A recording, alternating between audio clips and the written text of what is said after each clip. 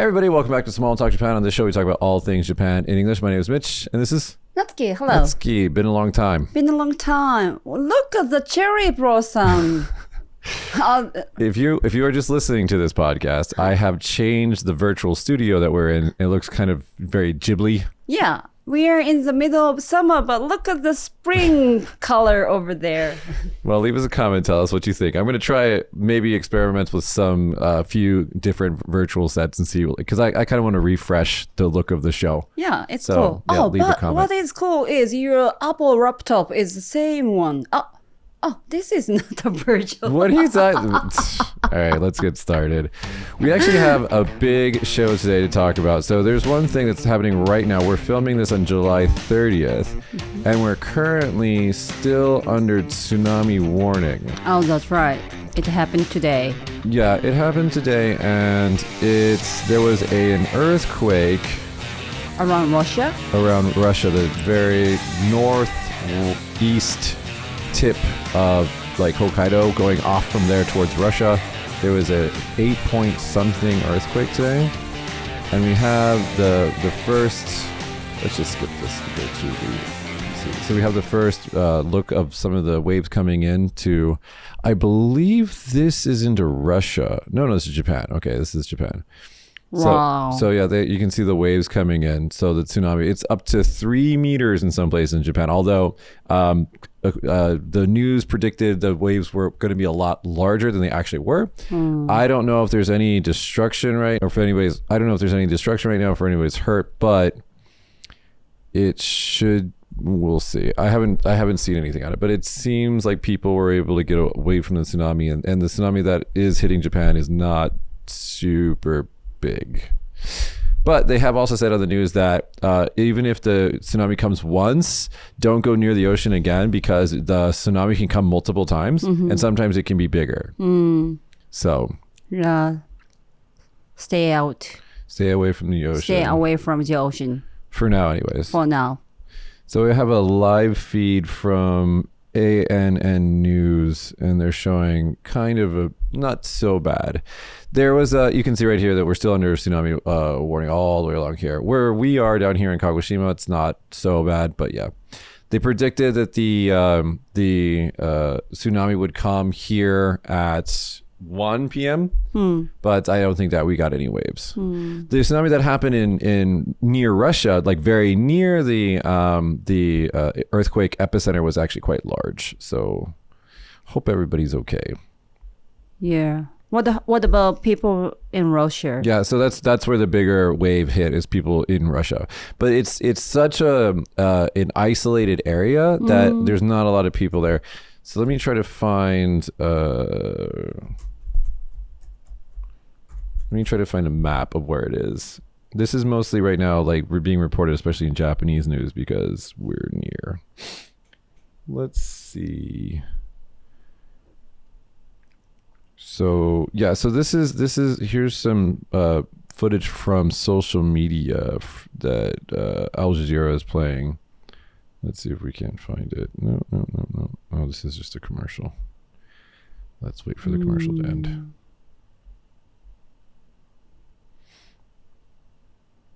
Okay, can we get to the...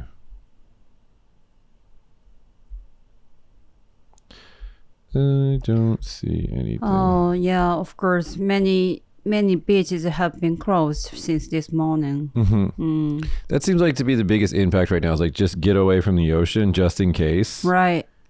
Kamchatka Island? Yeah, I was What's reading the it in name of the Japanese. Far East, it says, I know it's also Hawaii is under a little bit of a advisory as well. Kamchatka, I have no idea. But I was watching some of some videos that were posted on social media from Russia, and it seemed like there was like kind of light tsunami damage near the ocean, but if you got away from the ocean, you were probably okay. Hopefully okay. Anyway, I hope that everybody's safe, and we were getting all these crazy messages from the morning, Like phones were going off and the siren was blaring and we had just all this stuff. But here's one video. I saw this actually live. It's not that much water coming in. You can see the water backing up into the river, but still this is like mostly in very rural areas. Most places that have a lot of infrastructure or people have levees, the walls. So, it seems like it's okay. Hopefully, okay. We'll see. We'll see. We'll have more just information tomorrow. Stay away from the oceans. Let's go into our next big story. So our favorite people, the Sanseito, there was an election a week ago, and Sanseito got some seats in the election. Natsuki, what do you know about Sanseito? I don't ask me anything about Japanese politics or world politics. I mean, no politics. No politics. Thank you. But I went to vote, of course. Okay. And I voted to someone. Okay. So at least I did right thing. So if you guys haven't been paying attention, there's this new party that has been gaining traction ever since the pandemic in Japan, and they are called the Sanseito, which is loosely translated to the do-it-yourself party in Japan, but they're mostly known for their slogan, which is freaking hilarious. Nihonjin Fasto. Which is super funny because why didn't they just say Nihonjin ichiban? They have to say English. Right. Because they copy from Trump. Right. So this is their politics. They're a far right-leaning party.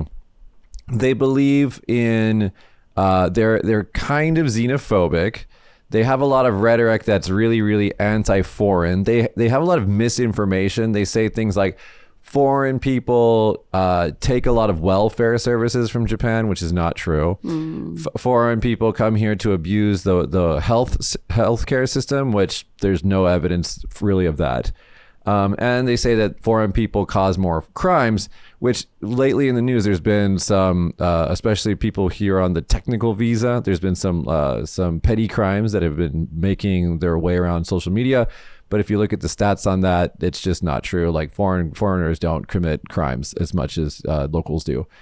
And so none of the stuff that they're saying is true, but they're saying it in a time where the youth here feels like things are changing, but in a bad direction, especially in towns that have over tourism. Like I was just in Osaka and there's too many tourists there. There really just is. And so I can kind of see the frustrations. They also believe in other crazy other stuff. Like, for example, they are anti-vaccines. They are anti-LGBT, which is really sad. I thought that we were past this, but I guess we're not. They're for rewriting Japanese history to kind of color Imperial Japan in a much better light. And they're also for rewriting the constitution so that they can have a stronger offensive military and perhaps nuclear weapons. I'm not against having a strong Japanese military, but I don't think that Japan should have nuclear weapons. I am looking at the Sanseito homepage right now. 日本をなめるな. Don't underestimate Japan. So I have a video of the leader of Sanseito. So I'm just going to put this video on, just like, let's have a little look. Here we go. The most popular far-right party in Japan now claims that the Nanjing massacre is a fake. 日本軍が中国大陸にね侵略していったっていうのは嘘です。違います。中国側がどんどんテロ工作をしてくるから自衛戦争としてどんどん行くわけですよ。だからその中で起きたのが満州じゃないや南京のね侵攻とかでそこで大虐殺したというけど大虐殺する意味がない。30万人殺す意味がないです日本が。でも教科書にはそう書いてある。ね、なぜかそれは日本が悪いことをしたから戦争が起きてそして原爆が落とされてそして沖縄でね罪もない一般の人たち So if you're listening to this podcast and not watching this, there is a man named Kamiya Sohei. He's the leader of the Sanseito political group, and he is talking about how the Nanking massacre was a lie. That it was just Japan protecting itself from attacks from China, which is historically completely not true. And so actually, Sanseito, a big part of their support comes from X and from YouTube, where this particular Mr. Kamiya has made a bunch of videos. And in some of these videos, he tries to unilaterally rewrite Japanese history for, well, you know, I guess he knows better than the historians. And so he doesn't want the story of the, you know, Imperial Japan, like going into China and going into parts of Korea and stuff like that, told. So it's just it's kind of a scary time to look at the politics right now in Japan. And again, it's just, there's a lot of things that are mixed in here. Again, over tourism, there's the weak yen, the stagnant wages, and then suddenly, like, you have this political party that is very, you know, it's very different from the other parties because they're very, very energetic. They have like these really, really strong speeches, but what they're saying is really quite scary. So I'm thinking that this is not going to go well. What do you think, Miss Natsuki? Speechless. I lost my words. I mean, it's not about English. Even in Japanese, I cannot explain anything. So there's a Reddit post that was made by one of the Japan News mods, and it's actually a really, really good post. It's pinned, I think, now. It's got something like a couple hundred upvotes.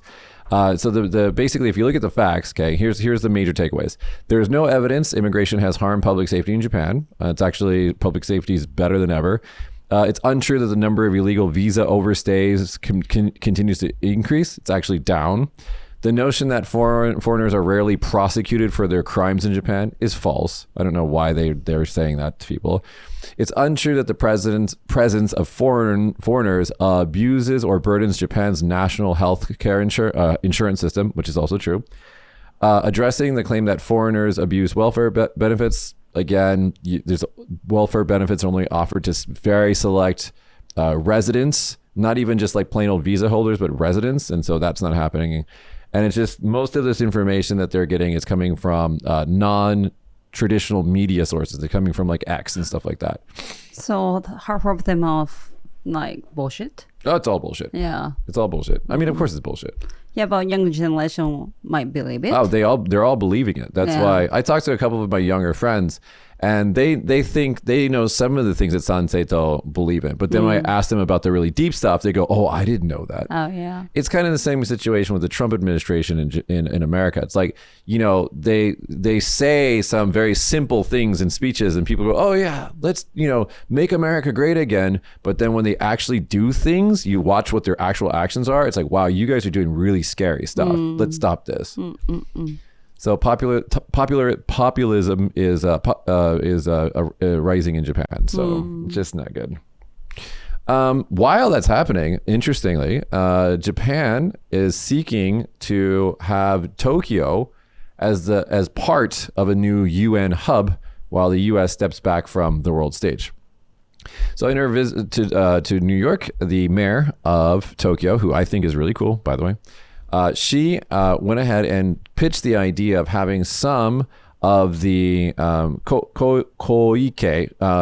She went ahead and had a 15-minute meeting with the UN UN Security General Antonio Guterres. And she talks about how some of the operations of the UN can be moved to Tokyo, taking some of the burden off New York City, and also because Tokyo is just a great city to live in. It's a very, very upcoming and very global city, which is interesting. I think it's kind of cool. What do you think? United Nations, part of United Nations in Tokyo.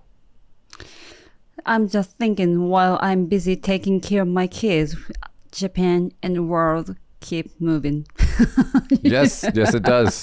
And I feel so embarrassed being here because I cannot say anything because I don't know anything. Why did you pick me to come here today? You're the only one that can vote. Right, that's right. Why you don't have the right vote? Because I'm a permanent resident and not a citizen. Yeah, but you live here forever. Yeah, 20 years. Yeah, but that's how the law works. It's okay. I don't mind not being able to vote because I can vote back in elections back in America. Right, right. And so I prefer to help choose the American president. But yeah. Yeah. In the next story, Japanese governors call on nation to welcome more immigrants. So there's a lot of, right now there's this visa system for low educated workers. It's this technical training visa, which the idea was that workers come here and they train on something and then they go home and they use their technical skills at home. What's really happened though is a bunch of Japanese businesses who need workers are just using this visa to get very, very cheap labor from mostly Southeast Asia. Right. So that's going to be replaced in 2027 with the Employment for Skill Develop Framework, which is basically a way to get cheap non-Japanese laborers in Japan. But it's got more, I guess, checks on it, so it should be better. But one of the things that these governors are saying that is if we don't have immigration, if we don't have these immigrant workers, things are going to start shutting down. So there's since 2014, the number of foreign workers in Japan has gone up by about 100%. So Wow. and that's not bad. I don't have anything against foreign workers. I'm foreign, so that's all good. But here's my thing: just if we're gonna do immigration, can we please just do it smart? That's all.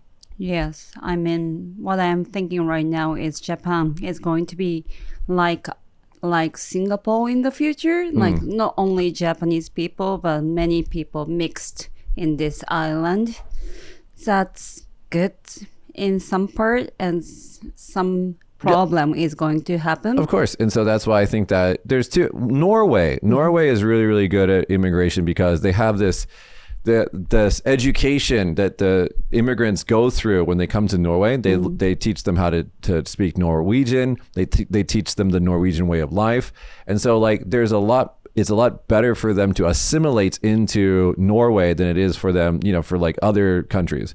And so like I think that we should help the immigrants, figure out how to live a Japanese life here in Japan, because we don't want to erase the Japanese way of life, and that's what we like about Japan. But at the same time, there's like this give and take with immigration. You get the skills and knowledge and good food and different cultural background with them, and then they also can learn about the place that they want to live in. Right? It's a give and take. Right, give and take. One thing that we're going to talk about next is recently there's an uptick in Chinese immigrants coming to Japan using private lodging as a foothold. So there's this thing, minpaku. How do you say that in English? Airbnb?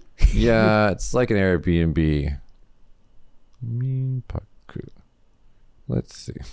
Minpaku. People rent their house? Private resident, temporary lodger, I guess. Okay, not a hotel, right? Not a hotel. Maybe long-term stay place.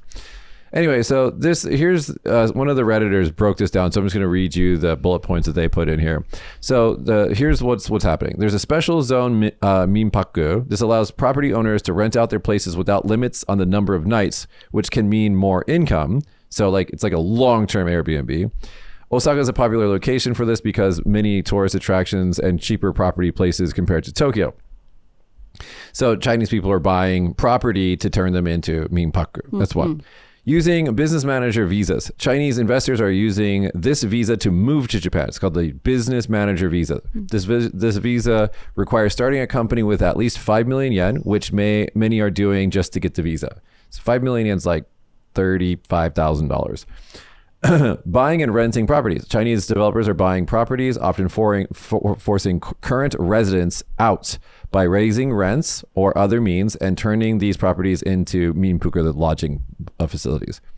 And then so there's also some local residents are worried and upset about these changes. And the places that they're buying usually have older people living in them. Right. So it's really difficult for them to move. So this is happening. This Redditor also commented, overall, while the system is legal, many feel it exploits the legal loopholes. Wow. Yeah, like one day, so they have the older people have been living there for a long time, and then one day their rent is getting higher. Yeah, like 3 times higher, 4 Right. times higher. Wow. Now the residents have rights, so they can fight this, and so a lot of times they can, but it's difficult because a lot of them are old, So yeah, it's just a shitty situation. One of the things that Sanseito ran on that people really, really believe in is that they said that they think that foreign people should not own land in Japan, which I think is stupid because I'm foreign and if I want to buy a house, I need to be able to own land. I think what they should be saying is that we don't want all of this foreign money just coming into cities and driving people out. We don't want that. Okay, let's move off immigration and let's get to a Japanese crime story. So I would show you this story, but it shows the guy's face. I don't want to show the guy's face. So here we go. A store manager was arrested on suspicion of breaking into the home of a female university student working part-time, creating a duplicate key using a photograph of the key. The man admitted to the charge saying, "I feel relaxed when I go to her room." The female student unknowingly consulted the store manager when this happened. So he's like 50 something, 51 years old. And then 51. Right? And then the girl is like 20 something, right? Don't know. It sounds like a comic book that I read last week. I cannot believe it really happened in the real world. Yeah, I don't see her age on here. But yeah. She's a college student and her part-time job's manager is the guy, right? Yeah. And so he used a photo of her key to make a copy of it. And then the way he got caught is that when he was going into her house, one of her friends was there, saw him, he ran away. And then when she checked the security camera, it was him. So creepy. But I'm glad she was safe. Yeah. No, he was just there, right? Just there. Just there. And he stole like two... her underwear or something? No, just he stole some photo, I think. Photos? Like a purikura or something. That's it? I thought he stole her underwears. Creepy old guy. Maybe. Yeah, it doesn't say. No, it says still 2 printed stickers. That's it. He's so pure. But he's creepy. Weird crime. Yeah, he's so weird. Anyway. Yeah, I mean, that's scary, but it's just kind of funny. Yeah, but I'm glad she didn't get killed. Yeah. Do you remember the story of the old lady that was like living in this guy's house, and like every time he went to work, she'd come out and eat his food? It sounds like Korean movie. You know Hanchikano something? No, this is a Japanese news story. This is real. This woman lived in this guy's house for like 2 hiddenly, years. right? Huh? Like secretly. Yeah.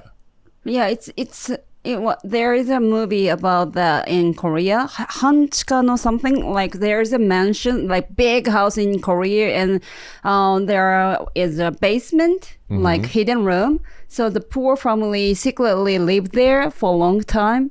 It's based on... No, it's not based on a true story, but This anyway. is just... This news story I'm talking about is just like one lady, and she like lived in like, I think the attic, the ceiling of the guy's apartment. And he eventually caught her because he was like wondering, why is my food disappearing? How could she live in there without no like sound, notice? I mean, no noise. I don't know. Wow. That's just so scary though. Yeah. Oh, you always find long hair in your house, so somebody might live in your house secretly. Okay, that's that. Yes, that is true. I constantly find long black hairs in my house. I live alone and I don't have black hair. No, I think that what happens is that I think that they get on me from if I like give somebody a hug or something, and then they fall in my house, and then since I have white carpet, it's easy to see. Yeah, that's what you want to believe. There's no woman in my house. Do you have a camera inside? I do have a camera in my house. You do? I do. You do? And you do. don't see anybody? No woman. Okay, good for you. That I know of. Okay. Unless she's deleting it or something. All right, let's go to... We got one last story today, which is kind of a fun story. I think we only got one last story. I hope so. Wait. Give me something fun. Yeah, something... Okay, so you may not care about this, but I do. Since the Switch 2 came out, there is a new video game available on Nintendo Switch Online, which is Mario Paint, that used to be on the Super Nintendo 34 years ago. I used to have this in my house. What's the name of the video game with mouse? なんだっけ? That's this, Mario Paint. Right? Yes. Oh yeah, I had it before when I was a kid. So during the pandemic, I bought a perfect copy that has the box, the mouse pad, and the game for Mario Paint. Do you remember the game inside the Mario Paint? Like we can kill flies with なんか虫叩きで. How With do you the say fly that? swatter. Flies- Fly swatter. Flies water? Swatter. Fly swatter. Yeah, we could make music. There was like tons of things to do. And now that the Switch 2's controller can be a mouse, so it's perfect now, and you can play it on the Switch 1 and Switch 2 on online. I would show you guys footage of it, but Nintendo is really, really, really strict about that in Japan. So and it's I don't wanna go to basically the jail. same game. It's the same game Okay, cool. on the Switch. See, it's the same exact game on the Switch. 懐かしい. Yeah, from 1992, 23 years Wow. ago. I have the original copy, but I think it'd be kind of cool to play it on the Switch. Yeah. What's the fun part of that game? Like you can draw and you can make music. Yeah. But we have so much better games right now. What's the point of It's natsukashi. That's it? Yeah. Oh, okay, cool. It's how do you say nostalgic? It's Nostalgic. Okay. Yeah, dude, it's nostalgic. And like, come on, it's so easy to use too. Like you can give it to your kids and they can play it. That's right. That's true. I'm a designer. I'm a digital designer, and I do like video editing and all other stuff. I started on Mario Paint. Oh, that's Just the like beginning one. Drawing. That's why I bought a copy of it. I would play with it and just like really got into it, and then I bought a computer. And how many times you played that Natsukashi game? Since zero, because it's in its box. You just want to display. Yeah. Okay. It's just on display. How much did you spend? I for don't it? remember. It was not cheap. Oh man. I also bought I bought a Super Scope. Do you know what a Super Scope is? Oh man, It's a Nintendo stuff. it is a Nintendo stuff. I bought this. Why don't you go to Universal Studios Japan and then you can find things like that in there? So No? my friends, guys, we're done with the news part. We're just gonna get on to bullshit now. So my friends, my high school, university friends came to Japan with their families, and then they went to Universal Studios Japan. Okay. And they're like, "Hey, Mitch, you should come with us." And this is this month, July, and I was like, "No." They're like, "Why not?" I was like, "You are going to go stand outside in Osaka during the Japanese summer for a full fucking day and just be around children and no." Yeah, you're smart. You shouldn't go because it's so hot, so many people, and you can't go there very easily. No. No. And so I told them, I said, "I will go to Osaka and I'll meet you after USJ." Right. So then that means evening, right? Yes. Nighttime. So first time I went to Las Vegas when I was a teenager. But some old guy told me you shouldn't go out during the day because it's too hot. It is. Yeah, so like the summer in Japan right now reminds me of the word that he said. We shouldn't go out in the daytime, and when the sun goes down, we can go out. So my mom used to call me sometimes a cockroach because in Las Vegas, I would stay inside until nighttime. I would wake up like right before nighttime and then go out and then party. And then when the sun starts coming back up, run home. Right, that's true. It's just too hot. By the way, there is a museum in Kagoshima, and then right now we can see cockroach exhibition. So many cockroaches are there. No, I'm good on that.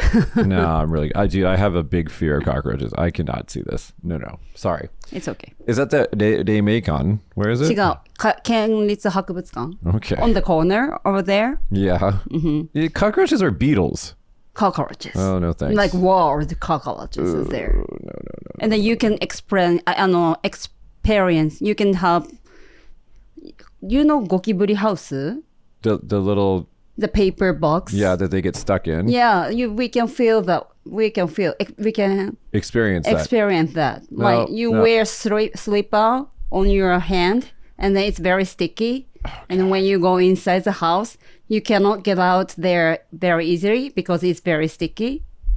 Anyway, my daughter liked it. I am so not into that. No, thank you. No, thank you to me too. No, no, no. No.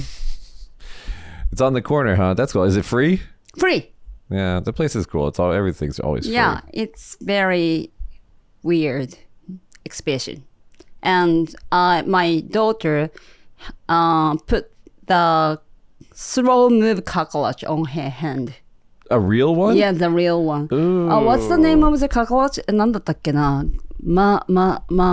I forgot the name, but it's one of the cockroaches from some other countries and move very slowly.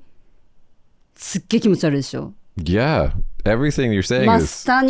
Mastanian gokiburi. I forgot the name. I think I'll take the kids there for summer school. Sure, you should. That's disgusting. Yeah. Actually, no. Well, they can go there the day that I have off. Okay. All right, guys, that's been our show today. If you like this, subscribe, hit the like button. You can also subscribe on Spotify. And there's also a link in the video description for our Patreon if you want to support us. We do make these as in our free time, and it's for you guys. So if you want to show your support, please sign up for our Patreon. Me and Natsuki are going to make a Patreon video after this real quick. Sure. Because it's been a long time no see situation, and our patrons are like, where's Natsuki? Thank you. So we'll get a little update from you in the Patreon video. But for the rest of you guys, we'll see you guys next week. Bye, everybody. Bye.